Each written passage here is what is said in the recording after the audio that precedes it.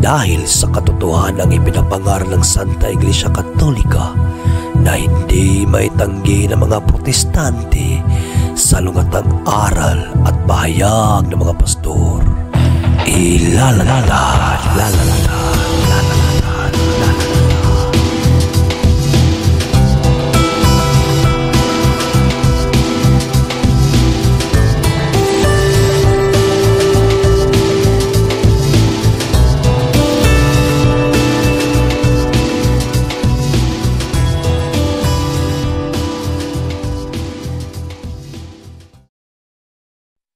Bag sauce simperhan.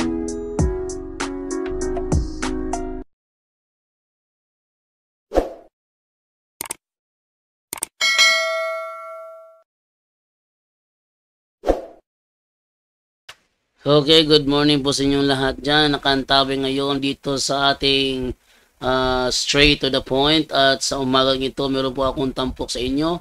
Ito po yung patungkol doon sa aral na purgatorio. Ito bang doktrina na purgatorio, ito ba ay biblical, no? Dahil marami talagang tumutulig sa talaga sa bagay na ito, sa aral na ito. Sinasabi nila, imbento ng Katoliko. Actually, meron talagang tumawag sa atin na isang born again na nagpapakunwari na willing daw siyang makinig, but at the end, nakipagbangayan din. Okay lang naman sana kung magipagbangayan, at least pag tinatanong, sumasagot din naman ng tama. Pero itong isang ito, pag tinatanong mo, tabingi naman sumagot. Sabihin pa, ang layo mo. Eh di na lang sana tumutol. Kaya kahit na anong gawin niya, kasi hindi ko talaga tatanggapin ng mga paliwanag ng mga tapaw. Okay, so ating tapos sa inyo yung araw na kami before nagkaroon ng part 2 sa talakayan namin dalawa ni Maricel JW, may tumawag na born again. Narito ang video. Hello bro. Ayun. Mayong gabi eh. Oh, mayong gabi. Habi na akong Tagalog na eh. Hindi. Bisaya, pwede ka magamit ang Tagalog. Mayong gabi, bro. Okay, magandang gabi, bro. Oh.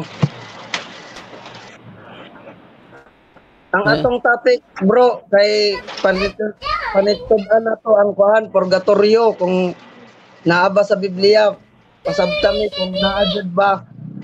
Kuhan lang ni, kanang, ay sa mga born again dira, walay kuhan ha, kanang tawag ani, walay pangbuli kay dili kani atong kuan tumong is kanang maminaw ta sa ilahang mga pagtuo. Kani kuan lang ni, kanang mag-lecture lang ni. Dili ingon nga kanang mangdaot mo ha. Pasagdahi lang ni kung unsa ang amuhang topic, ay na mo pagkuan sa mga pagtuo kay puro pares ra ta anak sa Ginoo. Ibaratan pagtuo. Bro, katong kuan bro, katong sulti na to bro, katong topic na to nga kanang pamatud-an na to ang kuan. Kuan gud ni. Nan. To purgatorio? Ang purgatorio. Biblical. Purgatorio. Oh, biblical na purgatorio. Yes bro. Dili ko magkuan anang kanang magingon nga mag-comment og dili maayo. Dili ko ingon ana bro ha. Okay. Biblical lang gyapon akong itubag.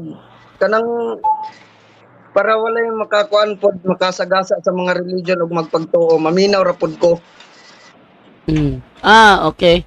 So, tapos ana lang paminaway lang gud ta, ana lang. Wala tay no hits noon sa no below the belt. Na kanang sa Ginoo lang ang ato ang topic. Okay. So simulan ko na bro ang ang papatunay na talagang merong purgatorio sa Biblia. Okay no? Okay. So unang-una talaga, pag sinabi nating Biblia, hindi naman lahat diyan nadadala yan sa letra por letra. Yan yung sinasabi ni yan gaya nung sinabi ni Elisoriano nung siya ay nabubuhay pa, hindi lahat ng katotohanan mababasa letra por letra. At sana naunawaan mo. Kaya lang, di natin talaga matatapos pang-usapan to. Mahabang paksa ito. Kasi ang hinahanap mo palagi, mabasa, si Kristo ang tunay na Diyos. Kristo ang tunay na Diyos. Si Kristo ang tunay na Diyos. Yun ang gusto mo mabasa letra por letra eh. Para kung hahanapin ko rin sa'yo, basahin mo, si Manalo ang anghel sa sikatan ng araw. Wala kang mababasa nun. Letra por letra, si Manalo anghel sa sikatan ng araw. Kahit nga sa lubugan ng araw, hindi mo kayang basahin si Manalo yung anghel eh. Yun ang ibig ko sabihin. Huwag kayong ganyan kung gumamit ng Biblia. Ang Biblia may lohika. Ang Biblia may sentido. Ang Biblia may konteksto. Hindi puro lahat ng katotohanan, letra por letrang mababasa mo. Hindi puro lahat ng katotohanan, letra por letrang mababasa mo. Hindi puro lahat ng katotohanan, letra por letrang mababasa mo. Pero bro, ikuan lang natin bro na yung sa Biblia, i-clarify lang natin na may purgatorio kasi yung ibang mga born again kasi nag-ano ng yung purgatory, bakit daw tawag tinuturo daw yung mga purgatory na wala naman daw sa Biblia. Meron. Ang problema lang ayaw lang tanggapin. Ako dati kasi dati kasi ako Seventh-day Adventist kaya isa ako sa mga tumutol dati sa purgatorio. Pero nung inunawa ko naman, binuksan ko naman yung isip ko, hindi naman madaling hindi naman siya mahirap tanggapin basta bukas ng isip. Pero kung isinasaksak mo sa isip mo na talagang wala, at kahit na may nababasa ka, bingi-bingihan ka, bulag-bulagan ka, sabihin mo lang, wala akong nabasa, gayong nagpapatunay naman ang Biblia. Diyan tayo mawawala. Kasi sa Biblia kasi, hindi lahat ng katotohanan napapatunayan letra por letra. Halimbawa, isa sa mga katotohanan na si Pedro may asawa. Yan Isa sa katotohanan na si Apostol Pedro may asawa. Pero wala kang mababasa sa Biblia kahit isang talata na si Pedro may asawa. Kahit isang talata, walang ganyan. Bakit? Ang nasa Biblia kasi, si Pedro may biyenan. Nagkasakit ang biyenan ni Apostol Pedro. So dahil may biyenan, uunawain mo may asawa siya kasi kaya nga siya may biyenan eh. Pero walang mababasa, letra por letra, may asawa. Kahit anong version pa yan, ang sabi lang, meron siyang biyenan. Pag inunawa mo yon, maintindihan mo meron siyang asawa. Bro. Yung topic natin is purgatorio. Ito na, babasahin ko na. Sa mga born again at sa kasi ang dinadala ko kasi is born again. Pero actually, kahit saan ako nagsisimba, basta hindi taliwas sa Biblia. Di ba, mayroon naman alam natin, mayroon naman mga born again na alam mo na. Ibang... Ako simba sa mga ganyan kasi nakapokus kami kung ano ang nasa Biblia. Sige, malalaman natin yan bro. Kasi basahin ko na Yung itatopic yung mga born again na ganun. Kasi ito lang ang ating tema is ang purgatorio. Tapos, di ba, biblical tayo. Kasi sabi ng mga born again, wala talagang makikita. Kasi ako, nagbabasa talaga ako, wala talagang makita. Patunayan mo lang ngayon na may makikita. So, hindi ako magkikipagdebate kasi yun ang paniniwala mo. Eto, sabi niya, hindi siya magkikipagdebate kasi yun ang paniniwala ko. Totoo ba yun? O chismis lang? Ako, open naman talaga ako for debate. Pero dapat sana, pag nakipag-debate kayo sa akin, dapat sana sikapin nyo naman maging matino. Dahil ayoko yung iginigit mong wala. Ngayon, meron namang ebidensya, tanungin ka, ayaw mo naman sumagot ng matino. Ang nangyari kasi dito, yung sinabi niyang yun, etos lang yun. Straight to the point. Bakit? Nang siningil ko na siya sa kanya, sinabi din niya kayang tindigan. Sabi niya, hindi siya makikipagdebate dahil paniniwala natin yun. So, hayaan niya tayo ma-explain. So, hinayaan niya ako ma-explain but in the end, kinontra ng kinontra. Tinanong ko siya ngayon, hindi naman makapagsagot ng tama. Ayun. At nag-create siya ng kanyang sariling idea, haka, gusto niya ipaniwala sa akin, hanapan ko siya ng referensya, wala namang maipakita. Yun ang nangyari sa taong ito. Tuloy natin. Okay? Sasagutin ko na. O sige, isang talata lang, gamitin ko. Sige, sige. Sige, idol. Sige, eto. Ang sabi sa Unang Pedro, Kapitulo 3, versikulo 18 tayo magsimula. At simulan sa 18, ang sabi ganito. Wala pa para. 1 Pedro, no?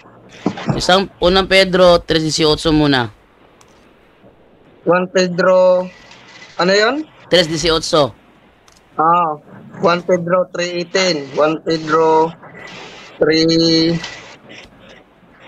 1 Pedro 3:18. Sana yung 18 dito, sakit sa mata. 25 asang 18 ni. Sige, basahin mo muna. 1 Pedro, sapagkat si Kristo na walang kasalanan ay namatay ng minsan para sa inyo na mga makasalanan upang iharap kayo sa Diyos, siya'y pinatay sa laman muling binuhay ng Espiritu. Sa kalagayang ito, sa 19, sa kalagayang ito, nagpunta siya. Nagpunta ito, nag-aral sa Espiritong nakabilanggo. Ayun. Living. So, ang mga espiritong yan, sa verse 20, yan yung mga espiritong ayaw sumunod ng matyagang naghihintay ang Diyos ng panahon ni Noe. Sabihin, yung mga espiritong yan na pinuntahan ni Kristo, yan yung mga pasaway dati nung panahon ni Noe. Kasi nag-utos ang Diyos na gumawa ng arka si Noe at ipasakay sila, pero itong mga taong ito nagmatigas. Tatawanan lang nila si Noe kasi nasisiraan daw ng bait, at dahil doon sila ay nalunod at ang kanilang mga espiritu ay nakabilanggo. Ang paniniwala ng mga born again, dalawa lang ang destinasyon ng espiritu ng tao. Langit lang at impyerno. Pero sa talatang ito, pero sa talatang ito, sila ay nakabilanggo. Ang bilangguan, kung saan sila nakabilanggo, alam natin na hindi yan langit. Maliwanag yan ha. Hindi yan langit kasi bilangguan yan. Hindi rin yan impyerno kasi pinuntahan ni Kristo at pinangaralan. Ang katuruan kasi ng impyerno, eternal damnation at eternal separation from the presence of God. Pero ito, pinuntahan sila ni Kristo at pinangaralan. Ngayon, hindi mabibilanggo ang espiritu kung walang bilangguan. At dahil espiritu ang nakabilanggo, spiritual din ang bilangguang yan. Ngayon, yung bilangguan ng mga espiritu na yan, walang pangalan. Walang pangalan ng espiritu ng bilangguan ng mga espiritu, walang pangalan yan. Sinabi lang, nakabilanggo ang mga espiritong yan. Kaya dahil walang pangalan, ang Iglesia Katolika ang nagbigay ng pangalan. At ang aming ibinigay na pangalan sa bilangguan na yan, purgatorio. Purgatory. Yan. Sige, abot tayo dyan, idol. Sige, patuloy mo, idol. Yun na nga. Yan ang aming pinangalanan. Kaya sige. Doon sa mga tututol sa purgatorio, kailangan nilang tutulan na hindi rin nag-exist. Kailangan nilang tutulan na nag-exist itong bilangguan ng mga espiritu. Kasi pag yan ang aming pinangalan ng purgatorio, kaya kung walang purgatorio, dapat wala rin yan. So para matutulan ng purgatorio, kailangan tutulan nila yan. Okay? Yan ang sagot ko, bro. Ako naman, idol, ng verse, sharing lang to. Dahil yun man ang pagkakaintindi mo, sharing lang to sa akin. Alam mo ba yung word na kinasihan ng Diyos? Parang ano, parang inspired by God, ganon? Hindi. Parang ano, parang inspired by God, ganon? Hindi.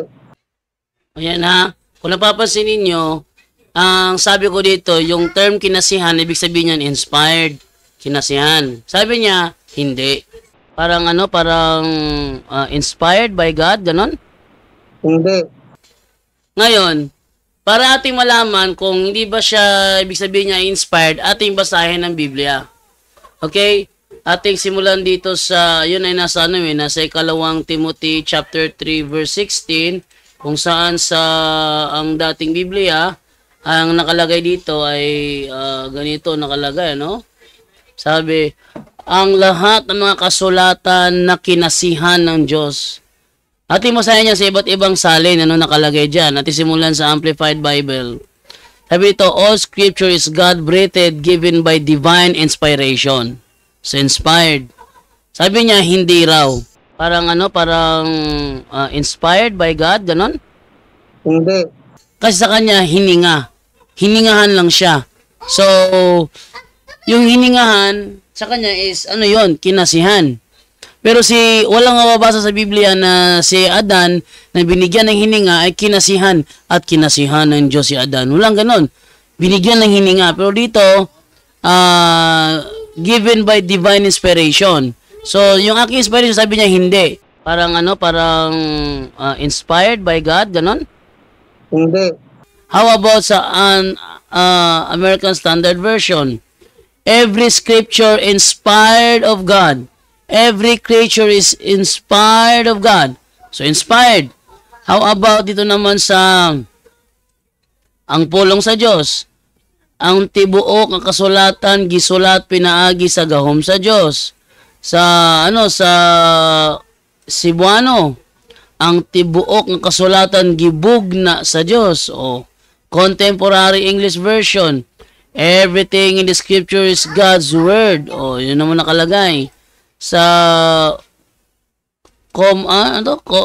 Complete Jewish Bible, all scripture is God-breathed and is valuable for teaching the truth. Sa mga salita, yung palang kinasihan, maliban sa hiningahan, ano siya, inspired. Pero ang sabi niya sa akin, hindi. Then sabi ko sa kanya, inspired, ganun? Sabi niya, hindi. Talagang naghindi talaga siya. Ngayon, hindi kami magkasundo rito. Pinakita ko yung ebidensya. Napansin ko, ayaw niya tanggapin. Eto. Sige, basahin natin ang 2 Timoteo 3:16. Ang lahat ng kasulatan ay kinasihan ng Diyos at nagagamit sa pagtuturo ng katotohanan, sa pagtama sa maling katuruan, at pagtutuwid sa likong gawain at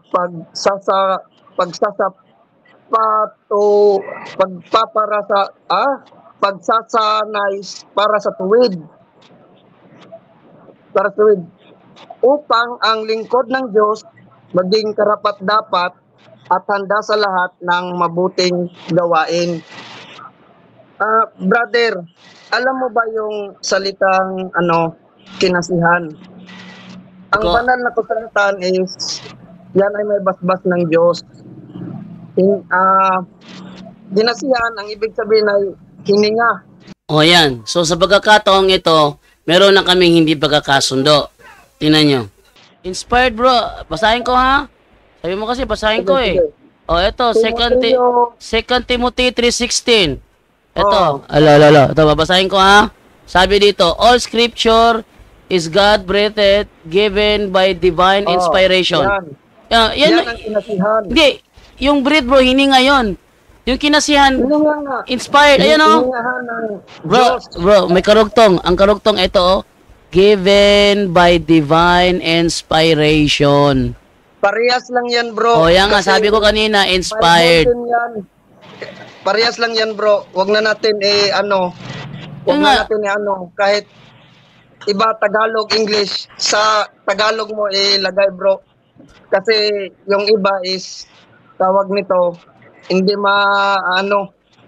talto di makaintindi. O yan, tingnan niyo yung taong ito. May ebidensya, ipinatatakwil niya. Ayaw niya ipabasa. Sabihin niya na lang. O, dun sa Tagalog, bro, wag sa English kasi hindi maintindihan. Ano ba naman utak yung mga viewers natin hindi nakakaintindi ng English? Ha? Wag naman sana niya itulad yung utak ng ating mga viewers sa kanya kung di siya nakakaintindi ng English. Bakit? Uso na ngayon ang mga Hollywood movies. Ha? Uso na ngayon ang mga Hollywood movies. Ang dami nga nanood ng Avengers eh. Oh, dami nanood ng Avengers. Ng Spider-Man. Oh, ng The Black Adam. Oh. Dami nanood nun. Hollywood movie yun. Hindi naman Filipino movie yun. Transformers. Ang dami nanood. Tapos sasabihin niya, wag yung English bro, doon ka sa Tagalog kasi sa Tagalog kasi mabasa doon kinasihan, hindi niya mabasa ang salitang inspired. Yan. Ayaw niya na mabasa yung salitang inspired, kaya nire-reject niya yung binabasa ko sa Amplified Bible. So dito pa lang may nakakaramdam na ako rito eh. No? Na hindi siya pumasok para magtanong kundi magipagsubukan. Ako naman ay open para sa pagkipagsubukan. Pero sana open siya kapag siya tinatanong. Tuloy natin ang video. Eto, sige, Tagalog. Lahat ng kasulatan, hindi mo pwede itanggi na inspired siya kasi sabi ko kanina inspired, sabi mo hindi, pero nabasa inspiration. Hanapin mo yan bro, yung mga version ng Bible bro. Bro, yung binasa ko na bro. Binasa ko na. Inspired. Parehas lang yan bro, yung kinasihan. Ayun na.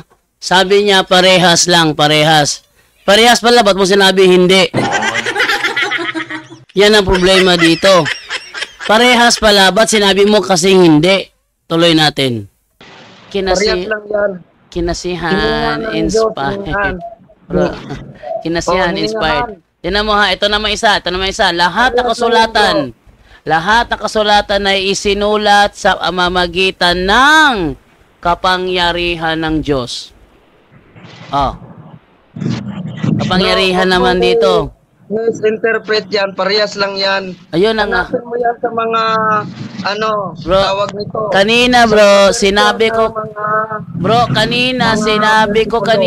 sinabi ko kanina, inspired, kinasihan, inspired. Sabi mo, hindi, dahil hininga. Parang inspired by God, ganon? Hindi. Ngayon, may nabasa ako na inspiration. Yung, bro, para Teka, ganito, bro. Akala ko ba magtatanong ka lang? Tagalog, bro. RTPB. Bro, wag mong ito ah. Yung mga version. Bro, wag na tayong magtalo bro, doon, bro. Wala tayong pagtatalunan doon. Ito bro, ito ha. Kung nagtatanong ka, maghihintay ka sa sagot. Wag mong lilimitahan ang mga gagamitin ko. Kung gumamit man ako ng... Kasi kinukoreksyonan mo kasi, bro. Bro, ganito ha. Kinukoreksyonan mo kasi. Alam mo yung sinasabi mo, ako hindi talaga ako papalag sa totoo lang yung ganito. Pero ako bro, wag mo po akong pasubrahan ng ganyan. Kasi pare-parehas tayong mahihiya dito. Parehas lang yan. Okay, ang sabi niya dito, bro, wag mo kong ganyanin bro. Pare-pareho tayong mapapahiya rito. Parehas lang yan. Parehas naman pala eh. Ba't ang sabi niya hindi? Parang inspired by God, ganon? Hindi. Oh? Hindi. Tapos sabi niya ngayon, pare-parehas. Ano ba naman yun? Nakakalito talaga siya. Atin lang tuloy ang video. Bro, Tagalog mo. Sige, hanapin mo Tagalog. Ang tanong bro, itong... Parehas lang yan, bro. Kasi iba-iba ang version natin ng Biblia. Sabihin ko sa iyo ang mga Biblia, bro. Walang interpretation dyan. Lahat tama. Bro. Sige, kung na lang magsalita. Bible. Mamaya mo na, bro. Kasi ako, pinapahiya mo, bro, sa mga tao. Sabi, relax lang tayo. Pagbibigyan ko kayo kung ano ang gusto nyo, kung makipagdebate, parehas lang tayo ng Biblia. Kasi iba-ibang version, kaya ganon. May RTPB, may MBBTEG, marami, MBTEG, EBTEG, PDDE, 1905. Hindi ko alam kung itong taong ito ba talaga ay nagtatanong o nagkikipagdialogo. Sana, kung nagkikipagdialogo, straight to the point na lang sana. Sabihin mo, Brother Jando, ako'y naparito para makipagdialogo. Ako'y naparito para makipagsubukan ng karunungan sa iyo. Ganun sana. No? Ganun sana, makipagsubukan ng kaalaman, ng mga ebidensya, ng mga referensya. Dahil ako naman, kapag ganyan yung sadya, hindi ko naman hinahadlangan. Bagkus, pinapayagan ko pa, tunga-tunga nga ako ganyan ano.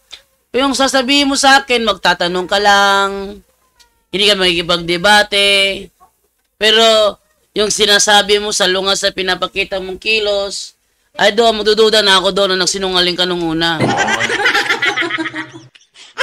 Alam nyo, hindi ko gusto yung magpipigil, pero ang sinasabi, kasalungat sa kanyang pagpipigil. Mas maganda rito, aminin na lang, Brother Jando.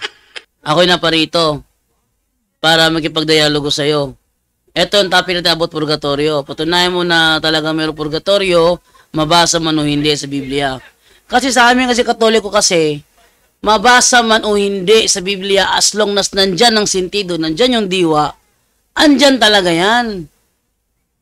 Kaya nga, yung example kanina, sa Biblia, wala kang mababasa na si Moise, si San Pedro, merong asawa. Wala kang mababasa ganun. Kahit sa ang version pa yan, wala kang mababasa na San Pedro, merong asawa. Ang sabi lang ni Pedro, ang sabi lang sa Biblia, si Simon, mayroong manugang. Pag sinabing manugang, sabutable na yan, understandable na yan, na merong asawa, kaya nga may manugang Pero yung salitang merong asawa, wala yun. Ang merong manugang. O, merong manugang. Sa term manugang, maintindihan mo na yun na meron siyang asawa. Ganon ang mag-aral ng Biblia. Hindi pwede na kailangan lahat idaan sa letra por letra.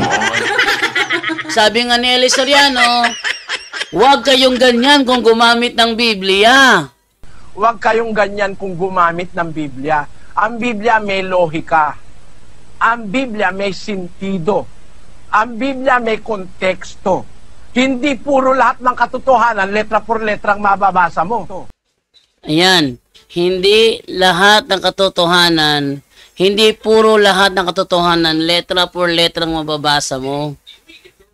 Sinabi ko na nga sa unang bahagi, sa Biblia, mayroon sinasabing bilangguan ng mga espiritu. Bilangguan ng mga espiritu. At may mga espiritu nakakulong doon. Yung term bilangguan ng mga espiritu, hindi yun proper noun. Hindi proper noun yun. Para lang siyang ano ba? Ina ni Jesus, parang gano'n. Ina ni Jesus, parang gano'n lang. Hindi siya proper noun. Ina ni Jesus. Kailangan gawin siyang proper noun. Lagyan mo ng pangalan, Maria. Pag sinabing Maria, ina ni Jesus, isang tao lang yan. Ito naman bilangguan ng mga espiritu. Wala talaga siyang pangalan. Na ginawa ng Iglesia Katolika, pinangalanan ang naturang bilangguan ng purgatorio. Ngayon, ating basahin to sa sa isang salin ng Biblia.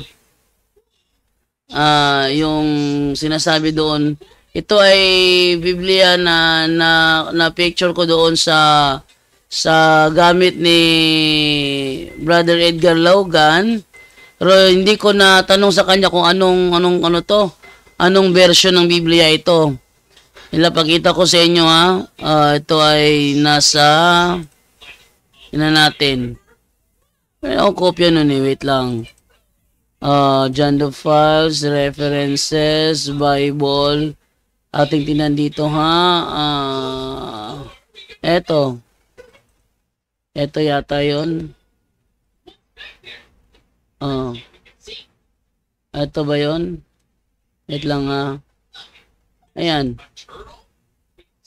Ayan Sabi ganito For Christ also had once suffered for sins, the just for the unjust, that he might bring us to God, being put to death in the flesh, but quickened by the Spirit, by which also he went and preached unto the spirits in purgatory. Yung bilangguan ng mga espiritong yon, pinangalanan ng Iglesia Katolika, purgatory. Ngayon, kung tutol siya sa purgatorio, wag yung pangalan ang hanapin niya. Ang hanapin niya yung pinangalanan mismo. Ang ginagawa niya kasi, ang hinanap niya yung mismong pangalan at hindi yung pinangalanan. Eto. Tapos patunayan natin na yung sa mga history talagang hindi ako magkuan bro ha, nabasa ko lang talaga to bro. Nabasa ko lang talaga. Yun ay pang-opening lang natin yun yung mga verse na magsasabi tayo ng totoo. Yun lang. Ang sabi ko, yung sabi mo na makita sa Biblia, yun ang paniniwala mo.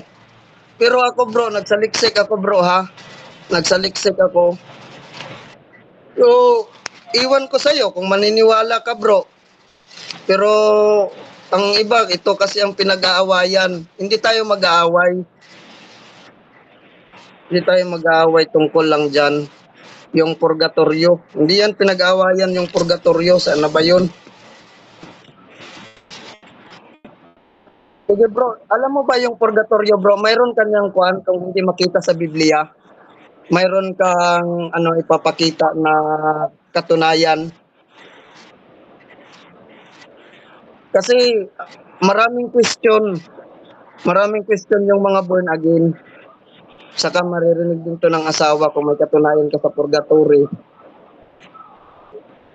Kung sino ang may gawa nito. Kasi ako, may nabasa lang ako na iwan ko kung masisearch mo yan sa Google kasi bata pa ako, nagbabasa na ako ng encyclopedia. Kung sino ang may gawa ng purgatorio. Okay, may binabanggit siya rito na na itanong daw natin kay Google daw. Kay Google kasi matagal na daw siya. Bata pa lang siya, nagbabasa na siya ng encyclopedia. Grabe. Hindi niya. Bata pa, nagbabasa na ng encyclopedia. Ano kayang klaseng bata ito? Kung ganyang klaseng bata dapat sana matalino. Pero based sa akin nakita sa kanya, di naman ganoon nakikita ko. Sabi niya, i-search sa Google daw who created the purgatory. Kaya ni-research ko dito, ang lumabas dito, Quora. Ano yung Quora? Kahit sino pwede siyang mag-post dyan. Anong sabi dito? Purgatory really has its origin in ancient Judaism and the practice of praying for the dead. It can be found in 2 Maccabees 12:38-46, where you find it is therefore a holy and wholesome thought to pray for the dead and they may be loosed from sins. Today, Jews still offer prayers for the dead. So, yung Google search engine siya. At yun ang lumabas sa kanya. How about natin tanungin si ChatGPT kasi ito yung yung talagang sumasagot talaga pag tinatanong. Okay, no? Titanong si ChatGPT, who created the purgatory? Who created the purgatory? Tingnan ninyo, ha? Anong sagot ni ChatGPT? At basahin na kung meron bang gumawa ng purgatorio. Ang alam kong purgatorio, ipinangalan lang. Hindi siya ginawa. Pero ating basahin ito sinasabi ni ChatGPT dito. Sabi ganito, who created the purgatory? Sabi is the concept of purgatory is not directly attributed to any single individual, but has developed over time within the Christian theology, particularly within the Catholic Church. The idea of purgatory is rooted in early Christian beliefs about the afterlife and purification after death. Key historical points. 1. Biblical foundations. The concept of purification after death is suggested by certain biblical passages. For example, 2 Maccabees chapter 12, 45 to 46. This deuterocanonical text refers to prayers for the dead, implying belief in the possibility of purification after death. So, biblical foundation, meron siya sa ikalawang Makabeyo, kapitulo 12, versikulo 45 hanggang 46. At doon din sa 1 Corinthians chapter 3, verse 15. St. Paul speaks of those whose works will be tested by fire, and they will be saved yet as through fire. So, hindi siya masusunog. I-test lang siya through fire, hindi siya susunugin. Lilinisin lang siya gamit ang apoy. So, hindi siya masusunog. Lilinisin lang. Hindi impyerno niya kasi lilinisin eh. Bakit? Sa impyerno kasi, sa impyerno walang paglilinis na mangyayari. Pero dito, merong paglilinis na nangyayari. Ngayon, ano pa? Sa early church fathers, ang sabi naman, St. Augustine, 4th to 5th century, and St. Gregory the Great were significant figures who contributed to the development of the doctrine. They expanded on the idea that some souls undergo purification after death, and that prayers of the living dead could aid them. So, wala rin sinasabi dito na si St. Augustine at St. Gregory the Great ang gumawa ng purgatorio. Wala. No? So, sila yung isa sa mga nag-contribute ng development of the doctrine. So, meron ng doctrine. Bago pa dinidevelop, meron ng doctrine. Medieval development, ano yon? During the Middle Ages, the notion of purgatory became more formalized within the Catholic theology. So, sa Catholic theology siya na formalized. Ibig sabihin, nung wala pang Catholic theology, hindi pa siya formalized, no? Pero dito, na-formalize siya dito. In the 12th century, the term purgatorium, from which purgatory is derived, began to be used to describe a specific place or state where souls are purified before entering heaven. The Council of Lyons and the Council of Florence officially affirmed the doctrine of purgatory. Affirm. Ano yung affirm? Pinatibay. Hindi inimbento. Iba kasi yung pinagtibay sa inimbento. Pag inimbento, sa'yo nagsimula. Pag pinagtibay mo, hindi ikaw nagsimula. Pinagtibay mo lang. Ganyan yan. Summary. While no single person created, o tinan nyo ha, while no single person created purgatory, walang sino mang tao ang nag-create ng purgatory. Pero yung ating bisita, iginigit niya na merong nag-create ng purgatory, membro pa ng Lombards. Sabi niya, i-search ko. Nang sinearch ko, hindi ito ba sa kanyang paliwanag? Sabi naman niya, ay, kung ano mga dahilan. O, tituloy ang video. Ano ba talaga totoo ito? Magtatanong ka o magsisermon ka? Hindi bro, yun ay sinasabi ko na magsasabi lang tayo ng totoo. Ayan. Yung verse na binabasa ko. Yung binasa ko bro, nakabilang ko ang espiritu, totoo ba yun o kasinungalingan yun? Bro, lahat ng sinabi sa Biblia, totoo. O, totoo. So, totoo ba yun? I-confirm mo bro, totoo ba na nakabilanggo ang mga espiritu? Yes or no? Bro, totoo yung nakabilanggo ang espiritu nasa Sunod. Biblia. Next na tanong. Next na tanong bro. Yung saan sila binilanggo? Langit ba kung saan sila binilanggo? O hindi? Hindi. Sa judgment na tayo mapupunta. Oh, hindi. Hindi ako nagtatanong sa judgment. Ang tanong ko sa iyo, yung saan sila nakabilanggo? Langit ba sila nakabilanggo o hindi? Sagutin mo lang. Bro, hindi yan specify na ganun bro. Sabihin mo bro kasi may nabasa ko. Espiritu nakabilanggo bro. Ako nagtatanong. Ako ang nagtatanong kasi kanina nagtanong ka, sumagot ako, sinasabayan mo ko, kaya pinayaan kita magsalita, nanahimik ako rito. Bro, Nanahimik ako yan rito. sa'yo, bro. Pamimiloso po yung sa'yo, Hindi bro. ako namimiloso po, may binasa ko dito, nakabilanggo ang mga espiritu. Bilanggo, bro. Hindi yun, ganun yung ano, basahin mo yung bilanggo ulit. Sige. Sige. Anong unawa mo sa terminong encarcelados? Pakisagot. Bro, i-translate mo, bro, sa ano, bro. Nakabilanggo nga, encarcelados. Ano yung karsel? Ano yung karsel, bro? Ano yung karsel? Bro, wag mong anuhin yung Biblia, bro. Hindi. Ikaw, bro. Ano ang unawa mo sa terminong karsel? Pedro 3:19. Bro, ano ang unawa mo sa terminong karsel? Ikaw, bro. Pedro 3:19. Hindi, ano yung unawa mo sa terminong karsel? Kasi nakalagay dyan, encarcelados. Ano yung terminong karsel? Bro, ikuan mo sa Tagalog, bro. Para maintindihan. Tutol kasi ng tutol eh. May evidence. Hindi, bro. Hindi yan pagtututol, bro. Hindi ka maglalagay ng ganyan na hindi maintindihan. ng mga Biblia tao. yung ginagamit ko. Kaya ko nga pinapaliwanag. Ayaw mo naman. Ikaw naman, gumagawa ka ng sarili mong paliwanag. Sabihin ko sa'yo, bro, yung totoo, bro. Ito na, lalabas na natin. Bro, Ito, bro. eto bro, lalabas ko ha. Ayan ha, ano yung karsel ha? O talaga. Karsel. Google Translate tayo. Hirap nito makausap. Karsel. Yan, karsel bro. Ang karsel sa English, jail. Tanggap mo o hindi? Bro, kahit ano, bro, misinterpret. Bro, sabihin mo bro, sumagot ka. Bro, hindi tayo magkakaunawaan bro kung hindi ka marunong sumagot. Bro, sabihin natin, kulungan yan, bro. Yes, kulungan yan. Kulungan, okay. Pero bakit makukulong? Ngayon, ayon sa talata sa Biblia bro, sino ang mga nakakulong dito? Buhay na tao o mga espiritu? Bro, hindi yan ang pinagsusuko. Bro, sagutin mo yan natin pinag-uusapan.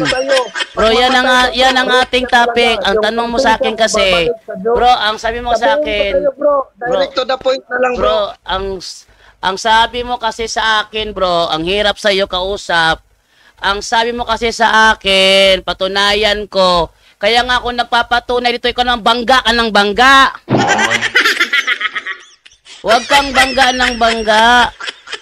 Kasi nagpapatunay ako eh. Ang binabasa ko, may mga espiritong nakabilanggo. Yon ang binabasa ko rito. Tinatanong kita kayo, naniniwala ka ba? Natotoo ba na mga espiritu ay nakabilanggo? Ngayon, sagutin mo kung naniniwala ka ba o hindi. Yes, naniniwala ako. O, yun. Naniniwala Okay. ako. Follow-up Sige, question. padagdag. Follow-up Sige, question. another. Follow-up question. Naniniwala ka rin ba na ang mga nakakulong doon ay mga espiritu? Yes or no? Yes. Yes. Next question.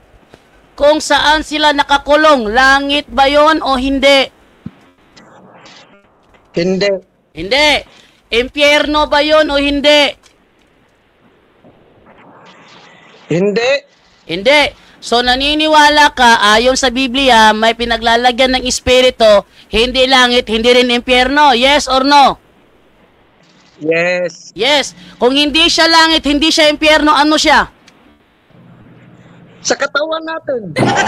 Maiiwan tayo sa katawan kasi tatawagin Anong tayo ng Diyos. Ibig mo bang sabihin, bro? Natin is yung ang Bro. kamatayan natin, bro. Ibig mo bang sabihin, nakakulong sa katawan mo ang mga espiritong pasaway sa panahon ni Noe? ang espiritu na sinasabi yung katawan natin, bro.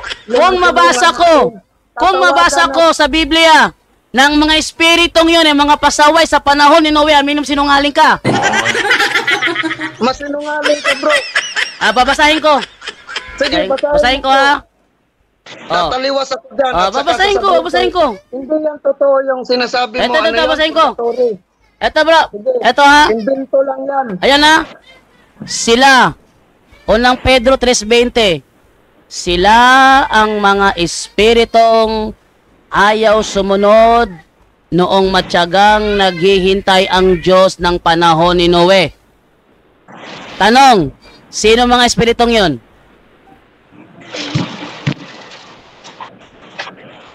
Ayon sa talata, sino ang mga espiritong yon? Yung mga taong mga taliwas. Katulad Taliwas mo. sa? Taliwas sa unsa man? Sa? Saang panahon to, bro? Panahon to ni? Diba? Bro, Ayun o, binabasa mo. Bro, saang panahon to, bro? Panahon to ni? No way. Panahon ni Noe. So sabi mo, nakabilang ko sila sa katawan ng tao. Ibig mo bagang sabihin ang mga espiritong mga pasaway sa panahon ni Noe, nakabilang ko sa katawan mo? Bakit sa katawan ko, sa katawan ng namayapa, bro? Sa katawan ng namayapa? Sa katawan ko. Ako ang namatay, bro. Kung ako ang namatay, dito lang talagang espiritu. Maghihintay lang sa atin. Ayan, tanong, paano sila pinangangaralan ni Kristo? Ulit Bro, ng Panginoon. ang tanong, bro, paano sila pinangaralan ni Kristo? Paano? Ang layo-layo na Ano, binasa ko yan, no? Oh. Bro, Ayan, no? ang tanong lang dito. Bro, binasa ko yan, bro, 19, bro, verse 19. Kung may nakasulat. Bro, sa verse 19, bro. Sabihin ko sa'yo, bro, hindi totoo yung Bro, purgatorio. sa verse 19, bro, ang sabi sa verse 19, pinuntahan sila ni Kristo at pinangaralan sila. Sa paanong paraan sila pinuntahan at pinangaralan? Bro, ang layo, bro. Anong layo? Binabasa na nga eh. Ayan, so kitang-kita naman ninyo na nahihirapan siya, kaya tinatanong ko siya, sabi niya, ang layo-layo mo naman, bro. Tinatanong ko siya, bawat sinasabi niya sinusundan ko, nakakulong daw sila sa katawan ng tao. Kaninong katawan yon? Kasi ang dami nilang mga pasaway nun, tapos nakakulong sa katawan ng isang tao. Sino isang tao yon? So kung sasabihin niya, sa bawat katawan nila, nakakulong sila doon. Ano, iniisa-isa sila lahat ni Kristo, pinuntahan, pinangaralan? Paano yung mga kalansay ng mga katawan na yun? Ha? Ibig sabihin ba, nakakulong ang kanilang espiritu sa loob ng mga kalansay? Ano to? Fairy tale o lokohan? Yan. So, hindi siya naparito para magtanong kung nagipagsubukan. Alam niyo ano nangyari? Alam niyo ano nangyari? Binlock ko tong taong to. Alam niyo kung bakit? Chat ng chat sa akin. Hindi ko na kasi pinapansin kasi nawalan ako ng gana. Ngayon yan eh. Kapag once ako nawalan ng gana sa isang katalakayan, ibig sabihin, ano yan, hindi ko siya kalibel. Mababa siya, no? Na kapag wala akong mapapalay, wag pinatulan ko eh. Yan, hindi na ako nagre-reply. Hanggang nag-chat na lang siya sa akin na ako'y kanyang bubugbugin. No? Ilang beses siya nagsabi sa akin, tanga, bubugbugin kita. Yan ang born again. Sabi ko sa kanya, ganyan pala yung born again para bro, nang bubugbog pag napikon. Ang sinabi ko sa kanya, binlock ko na lang siya dahil wala akong napapala, wala ibang ginagawa, nagipag-asaran. Ngayon, dahil sa nagiginigit niya na wala sa Biblia, dahil wala siyang nabasa, binasa ko na ngayon yung salitang purgatorio sa loob ng Biblia. Pakinggan niyo kung tatanggapin ba niya. Ito, pakita natin yung ano yung sinasabi. Ito. Yan. Sabi ganito sa Spanish Bible, ganito nakalagay. Ayan. Oh, napakaliwanag diyan, oh. Premio y purgatorio. Oh, yung isang ito. Yan, ayan, oh. Yan, oh. Sabi diyan, tanto el que planta como el que riega vienen a ser una misma cosa. Pero cada uno recibirá al propio salario a medida de su trabajo. Premio e purgatorio. Yan o, napakaliwanag yan o, premio e purgatorio. Porque nosotros somos unos coadjutores de Dios. Vosotros sola el campo que Dios cultiva. Sois el edificio que Dios fabrica por nuestras manos. Hindi ka naman nakikinig eh. Natatanong ka raw kunwari. Sagot ako dito eh. Ayaw mo namang tanggapin. Ito, tinatanggap mo ba yan? Tinatanggap mo ba yan? Sabi, umamin ka. Tinatanggap mo ba yan? Yes or no? Purgatorio. Hanapin mo yung purgatorio. Hindi, tinatanggap mo ba yan? Tanggap mo ba yan o hindi? Tanga mo. Hindi, tanggap mo ba yan o hindi? Sige, hanapin mo kung ano yung... Tanggap mo ba yan o hindi? Sige, hindi ko yung tatanggapin. Yan lang yung sinasabi ko sa inyo. Yan yung sinasabi natin sa kanila. No? Kung saan, kunwari daw natatanggap, na sabi niya kasi makikinig lang siya, para lang lecture lang ang mangyayari, makikipagdebate. Tapos sabi niya, hindi ko mahanap. Ngayon, pinapakita ko na sa kanya kung saan mahahanap. Kasi ang Biblia ang hawak niya, Bisaya, yung Tagalog, yung natural, wala doon. Meron mga specific translation kung saan talaga, mababasa talaga yung salita purgatorio. Ngayon, pinakita ko sa kanya, tanggap mo ba yan? Sabi niya, hindi ko tanggap yan. Useless. Pero ang mahalaga, hindi na mahalaga sa akin kung tatanggapin ba niya o hindi. Ang mahalaga, biblical. Biblia yung binabasa ko. Kung tanggapin niya yun o hindi, nasa kanya na yun. Ang mahalaga, biblical siya. Pero, gumiit ng iba. Ang purgatorio daw, inimbento daw nung sinong The Lombard yung sinabi niya. Ito, panoorin natin. Sino yan bro? Sino? Research na lang dira. Who invented Sino bro? Sino yun? Sino yung na-research mo? Jacques Ligo. Sino si? Jacques Ligo. Ayan na, ang sabi niya, ang nag-imbento daw ng purgatorio daw ay si Jacques Ligo. Okay, ating basahin anong sinasabi ni ChatGPT. Totoo ba na si Jacques Ligo ang nag-imbento ng purgatorio? Ang sabi ni ChatGPT, Jacques Ligo did not invent purgatory, but he is a well-known historian who extensively studied its historical development. Ligo, in his book The Birth of Purgatory, 1981, argued that the concept of purgatory as we know it today in the Catholic Church took shape in the 12th and 13th centuries. He examined how the idea evolved from early Christian beliefs into a more defined doctrine. Sabi dito meron siyang aklat na The Birth of Purgatory noong 1981 kung saan nagkikipag-argue siya patungkol sa konsepto ng purgatory na nag-took shape daw noong 12th and 13th centuries. Sabi, he examined how the idea evolved from the early Christian beliefs into a more defined doctrine. Ligo's contribution was to trace how medieval thinkers and the church institutionalized the idea of a specific place or state of purification after death. He showed that while beliefs about a purification process existed much earlier, the concept purgatory as a distinct place in the church teaching on it became fully developed during the medieval period. In short, Ligo did not create the doctrine of purgatory, but he analyzed how it became formalized during the Middle Ages. So, sinasabi ng taong ito, na itong born again na ito, palpak! Sabi dito, the Catholic Church belief in purgatory is based on centuries of theological development long before Ligo's time.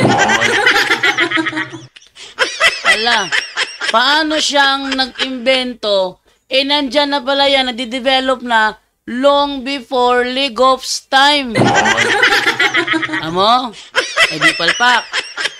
Thus, Jacques Ligo is a scholar who studied the development of purgatory, not its inventor. Straight to the point. Di nakita yung kamalian ng taong ito. Maliban kay Jacques Ligo, meron pa siyang ibang binanggit. Ito. Tanungin mo na lang, wag mo nang i-type kasi hindi yan mahanap. Tanungin mo na lang si Google. Lagi, tatanungin ko si Google kung magalala. Peter Ligo? Sabihin mo invented. the purgatory. Ngayon, ang gusto niya i-gate sa akin, i-search ko daw sa Google, who invented purgatory? Who invented the purgatory? Invented, ha? So, ating i-search ngayon, sinasabi niya who invented the purgatory. Ito ngayon, sinearch ko. Okay? Ito yung lumabas. Birth of purgatory. Tingnan nyo, ha? Tingnan nyo, pasinin nyo ito. Legoff also considered Peter the Lombard, date 1160, in expounding on the teachings of Saint Augustine and Gregory the Great, to have contributed significantly to the birth of purgatory in the sense of a physical place. Ngayon, ating unawain to, ha? Sabi niya, expounding the teachings of Saint Augustine. Yan tanong, kailan ba ipinanganak si Saint Augustine? Saint Augustine pinanganak noong November 13, 354 at namatay noong August 28, 430 sa edad na 75. Ngayon, timbalik ang sinabi niya dito. And Gregory the Great. Pati si Gregory the Great, in-expound ni Peter the Lombard ang kanilang katuruan. Kailan ba tinayo naisilang si Peter, si Pope Gregory III? Pope Gregory, no? Si the Great. Sabi dito, siya pinanganak noong 540.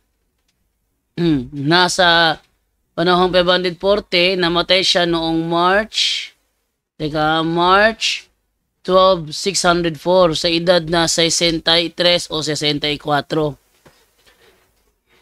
Tapos, itong ating balikan sinasabi niya, Peter de Lombard, nag-expound siya noong 1160. Ibig sabihin, hindi sa kanya nanggaling ang ine-expound niya. Ang ine-expound niya ay galing yun sa katuruan ni Saint Augustine at saka ni Gregory the Great. Ngayon, ang tanong, base sa pinagbabatayan niyang History of Purgatory, saan ba nagsimula ang idea of Purgatory? Ating buksan. Yan o. Ang sabi dito, medievalist Jacques Legoff defines the birth of purgatory, the conception of purgatory as a physical place rather than merely a state as occurring between 1170 and 1200. Ibig sabihin, may iginigiit si Jacques Legoff na ang purgatory daw ay isang physical place. I'm sorry, but ang purgatory hindi siya physical place. Ha? Hindi siya physical place. Kasi pag sinabi mong physical place, pwede mong puntahan gamit ang iyong transportation. Ano ka ba? Magmotor ka, mag-aeroplano ka, magbarko ka. Sasakyan ka, pwede mong puntahan yan. Kung yan ay physical place. Kaso hindi. At ituloy. Legoff acknowledged that the notion of purification after death without the medieval notion of a physical place existed in antiquity, arguing specifically that Origen of Alexandria derived this view from a combination of biblical teachings. Si Origen naman of Alexandria derived this view from a combination of biblical teachings. Ibig sabihin, hindi totoo na meron nag-imbento ng purgatorio. Tuloy. Though he considered vague concept of purifying and punishing fire to predate Christianity, Legoff also considered Peter the Lombard in expounding the teachings of Saint Augustine and Gregory the Great to have contributed significantly to the birth of purgatory in the sense of physical place. So yung sinasabi nilang birth of purgatory in the sense of physical place, hindi yan physical place. Tingnan niya ang karugtong. While the idea of purgatory as a process of cleansing thus dated back to the early Christianity, the 12th century was the heyday of medieval otherworld journey narratives such as the Irish Vision Nogdali and of pilgrims tells about St. Patrick's Purgatory, a cave-like entrance to purgatory on a remote island in Ireland. Sabihin, yung sinasabi ng physical purgatory, yun ang St. Patrick's Purgatory. Ha? Yung physical purgatory. Pero ang the idea of purgatory as a process of cleansing thus dated back to early Christianity. So, ibig sabihin, hindi imbento ni Peter the Lombard. Straight to the point. Hindi rin siya imbento ni Jackie Slegop. Straight Ngayon, to the point. i-booking natin to. Kasi sinearch ko kasi dito sa sa ChatGPT. Kasi yung Google search engine siya. Kung ano man yung mga nag-upload ng mga information, documentation sa Google, kung ang source is Seventh-day Adventist, yung kanilang mismong article ang lalabas.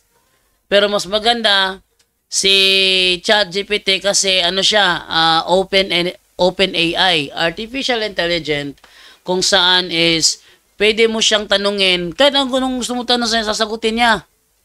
Kahit pautusan mo, gagawa yan eh. Sabihin mo, ChatGPT, pwede ba akong gawin ng magandang excuse letter? Gagawa yan.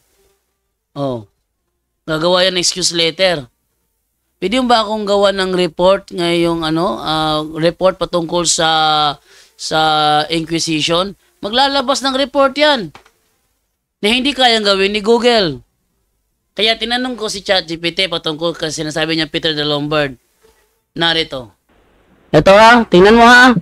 Oh. Yan, nag-chat na, ito na. Who invented the purgatory? Sabi, the concept of purgatory was not invented by a single person, but rather developed over time within Christian theology.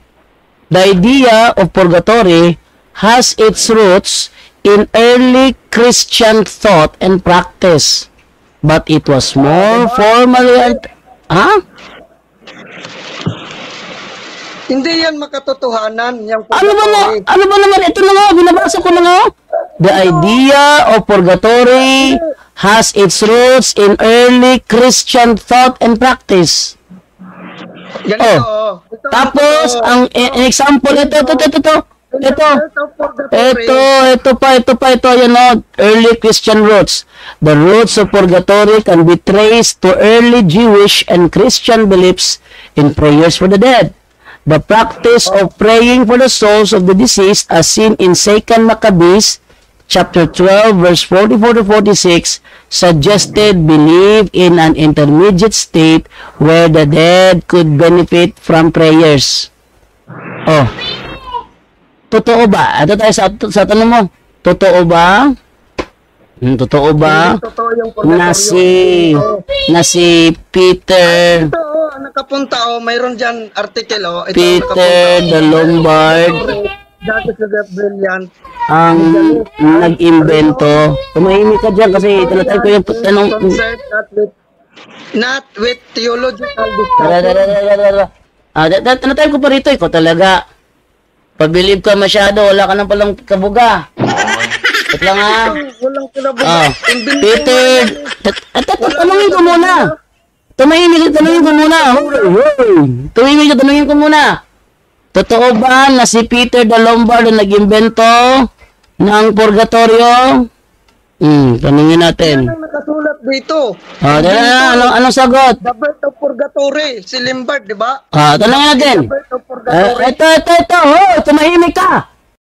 Narito yung problema ni nitong taong ito kasi yung sinasabi ng The Birth of Purgatory, yun ay aklat ni Ligoff. Hindi naman yun talaga ang Birth of Purgatory. Ano ba ito? Ano nyo, pakita ko sa inyo. Ayan o. The Birth of Purgatory. Sino ang author ng The Birth of Purgatory? Si Jackie Ligoff. In The Birth of Purgatory, Jackie Ligoff, the brilliant medievalist and renowned annals historian, is concerned not with the theological discussion but with the growth of an idea, with the relation between belief and society, with mental structures and with the historical role of the imagination. Imagination ba ito? Ligoff argues that the doctrine of purgatory did not appear in the Latin theology of the West before the late 12th century. That what the word purgatorium did not exist until then. Ibig sabihin, ang binagbabatayan nito pala ang idea ni Legoff, yung birth to purgatory, hindi siya yung simula ng purgatory. Bakit? Kasi yun ay aklat ni Legoff. Tingnan mo naman itong taong ito. Nakabasa na birth of purgatory, akala nyo, yun ang simula ng purgatorio. Mali. Yun ang title ng aklat na ginawa ni Legoff, The Birth of Purgatory. At sa kanyang aklat na The Birth of Purgatory, sinasabi niya doon na kinukonsider niya si Peter the Lombard na pinag-aralan yung katuruan ni Saint Augustine at saka ni Gregory the Great, kaya na-expound ng mabuti yung about sa purgatorio. Hindi sinabi doon na sa 12th century inimbento ang purgatorio. Straight to the point. Ngayon, nabubuking siya. Sabi niya sa akin, tanga ka talaga. Straight to the point. Hanggang di nakapagpigil, sabi niya, bugbugin kita. Akala ko ba born again, mababait kayo? But pag nabubuking yung maling turo niyo, eto, pag may born again nakapag-usap sa akin ito, may alam na ako, lagot kayo. Tuloy natin yung video. Eto, basahin ko na. Totoo ba na si Peter the Lombard ang nag-imbento ng purgatorio? Sagot, hindi si Peter Lombard, 1100 to 1160, ang nag-imbento ng konsepto ng purgatorio. Pero siya ay may mahalagang papel sa teolohiyang nagbibigay linaw sa doktrina ng purgatorio.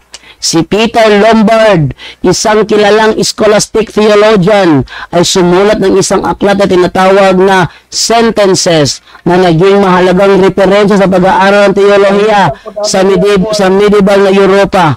Ang sabi dito, bro, hindi si Peter Lombard ang nag-imbento ng konsepto ng purgatorio.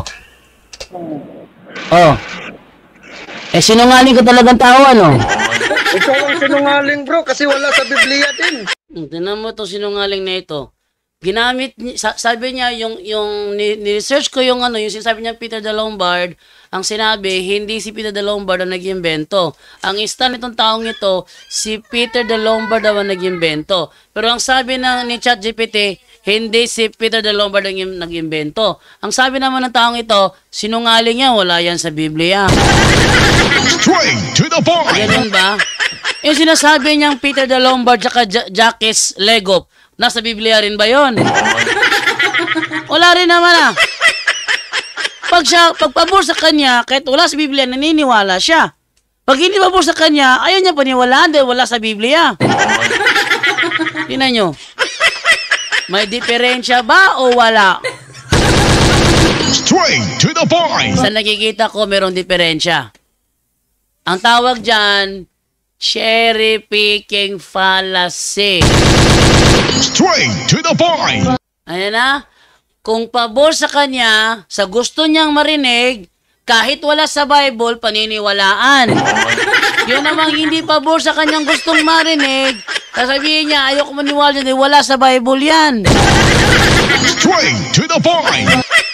Di ba, peligroso tong taong ito pag ito magturo sa inyo? Yan, nahihirapan siya ngayon.